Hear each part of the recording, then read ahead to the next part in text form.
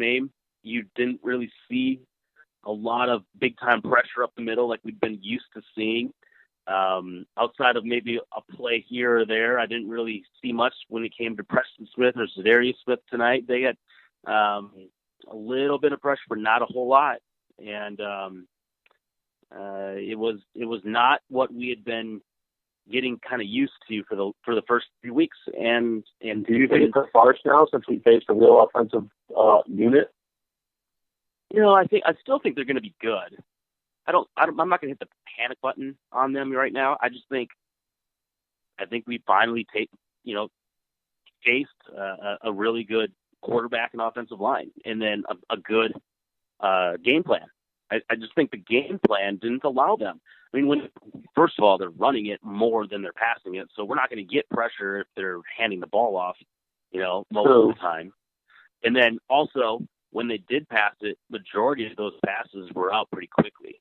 It wasn't like he's doing these deep drops and throwing it way down the field. Majority of that stuff was going underneath and going to the tight end. So it's not like he wasn't getting, we weren't going to get much pressure on a quarterback when he's getting the ball out of his hand quick.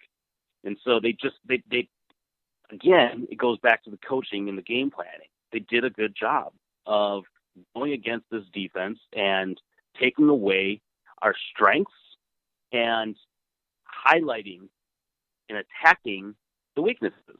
And they did it perfect.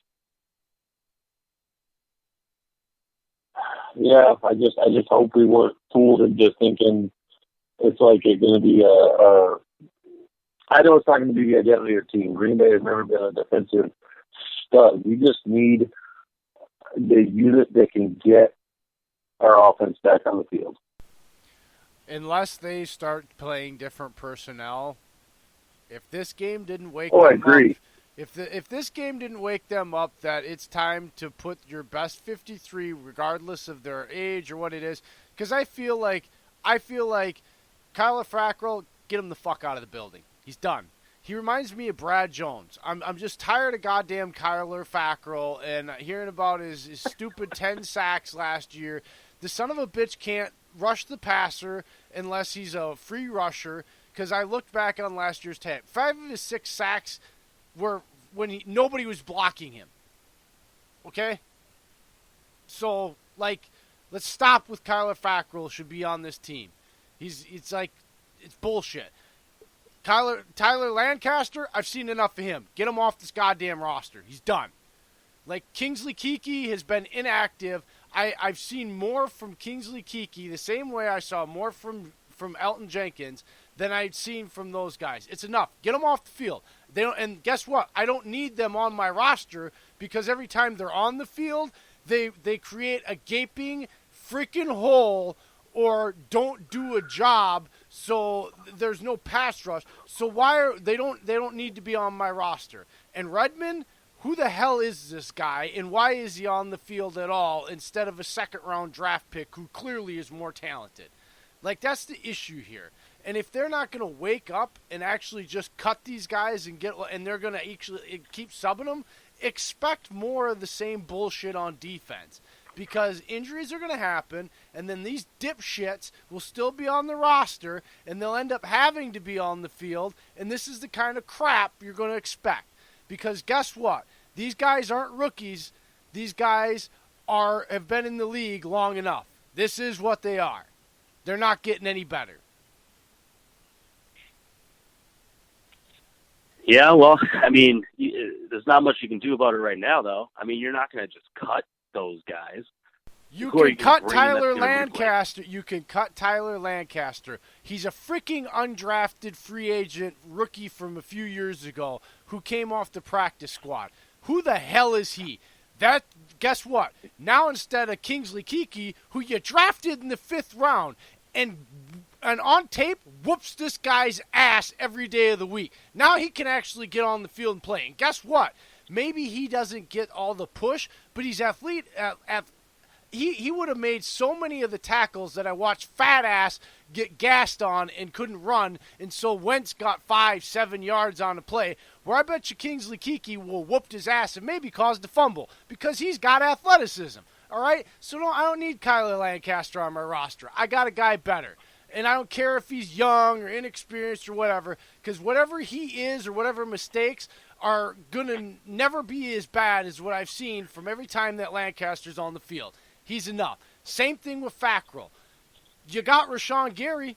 Go find somebody else, because there's other people out there that are not on it. I would rather bring back freaking Nick Perry, for Christ's sakes, and have him play his snaps, because at least even when he's on one leg, he's better than Kyler Fackrell, for God's sakes. So, there is better options out there than that dude. And Redmond, we got 15 DBs I know are better than him off the field. Bye-bye. Off the roster. There's 3 guys that you can't make a legitimate argument for why the hell they're on the roster and why you can't cut them. You don't have draft capital in them. They're not good players. Well, other than Fackrell, but he's in his 4th year. And you're not going to re-sign him. He's no... he is a legit... stop. It's enough. You gotta fix things, and you can't fix things if they're always going to be there to come screw it up for you later. So this is what I talk about with the Patriot way. The Patriots would be... They already been done with it. These guys wouldn't be on the Patriots roster. And I guarantee you, if they all got cut tomorrow, in 3 weeks, if we looked, they'd still be on the streets. At the end of the year, they'd still be on the streets. Just like all the other guys that they seem to cut, that they want to hang on to, and Packer fans make excuses for, and we put on our sunflower glasses and try to find. That's what these guys are. That's legitimate, real shit. So get rid of them. You want to be a winning team? These type of things need to be done. Stop with the excuses. They're hurting your team. They're not good investments. Go away. That's why the Patriots have 6 rings in the modern era, because they would get rid of these guys. Take a drink. What are you drinking on tonight, Drake? I want some. Arrow raspberry vodka and sour? It's not what I was expecting to hear. Did you wear your skirt for that too? I would have lied. I would have said some kind of bourbon or something, whiskey. Nah, I'm drinking Paulana Oktoberfest Mets and Well, beer. I got beer. I got beer too. I mean, come on. I like my vodkas, man. I like you my could have vodkas. just said beer. Well, you know what though? It's shocking because you wake up tomorrow morning and you hear, oh, Rodgers had over 400 yards. He had over 60 yards rushing. You tell me Devontae Adams had over 180 yards, and you tell them, oh, they lost. It's amazing that you would hear all those stats and the next day, and you would think, oh, they can't lose that. It's just special teams is coming back to being Achilles' heel again, and I really don't like that. That's why I wanted Crosby gone. I wanted the ball on the 3-yard line, and we didn't score a single point. So, we should have ran the ball, 100%. The 1-yard line and the 3-yard line, and to come away with 0 points and lose a game by 7. I mean, we had those defenses spread out, even on the 1 and 3-yard line. And Aaron Jones was, when he gets in the red zone, for some reason, he's still able to turn those little legs and they get in. He has a nose for the end zone. So why not, at least like that last play? I mean, the corners, and I think there was more DBs than freaking linebackers on the damn field. So I don't understand Cox why. was out of the freaking game. Hello? You play to win the game. He ended up coming back in. I wasn't. Also, too, I wanted to. Huh? I was going to say, I wasn't totally mad about some of the passing plays from the 1, but I would have at least tried to run it at least one time. When Aaron Jones would have got it in. Yeah, when they brought him in tight, they were going to run on first down, and then they split out both the tight ends wide. I was okay with that one. I've seen that play work over and over before, so I was cool with that. Rodgers just has to put that ball up a little bit higher. He didn't put best placement on it, but still, Jimmy's still got to catch that. He's got to come down with those. 6'7", 270. He should be pulling down everything over a smaller DB of 6 foot. Absolutely. I think it was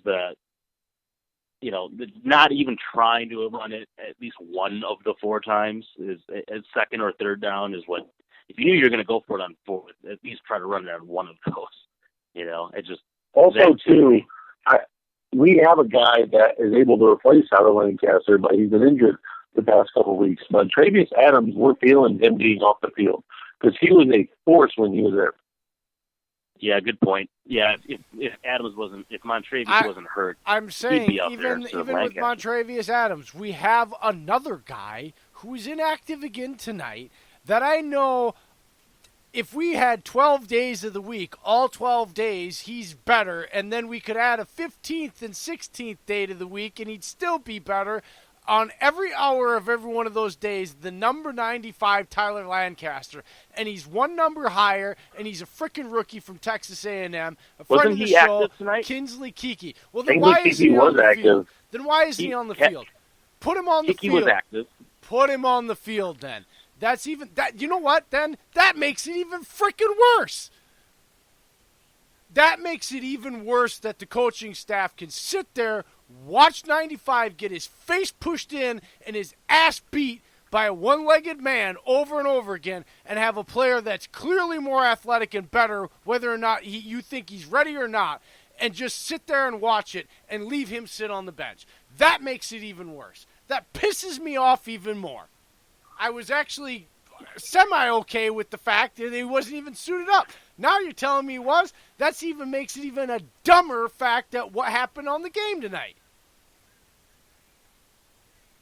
Yeah, I don't know how many snaps he got. It's hard to notice some of that stuff when you're watching it at home on the TV. Oh, I know when 96 was on the field. Trust me, I know. What's his run defense like? I mean, how is he in the run defense? He's one of those guys where he's perfect for run defense because he's not a penetrator because he's a little raw yet. But what he's great at is exactly what you want to do in this type of defense.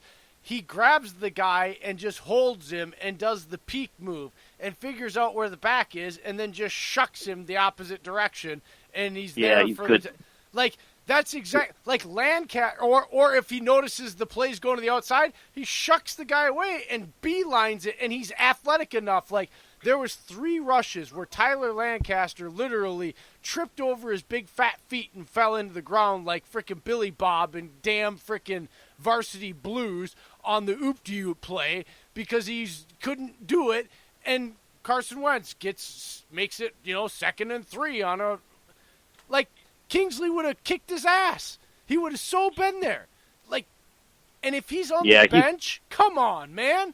He's definitely more athletic. He's going to be a lot better at shedding blockers and then doing the run and chase.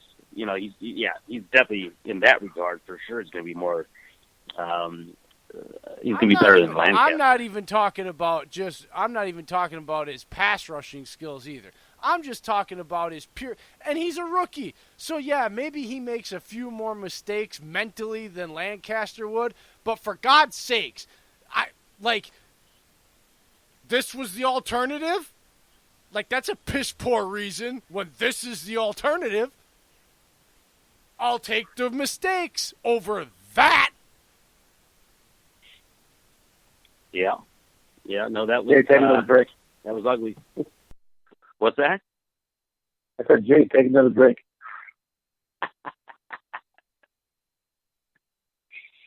Are we bringing Parker on?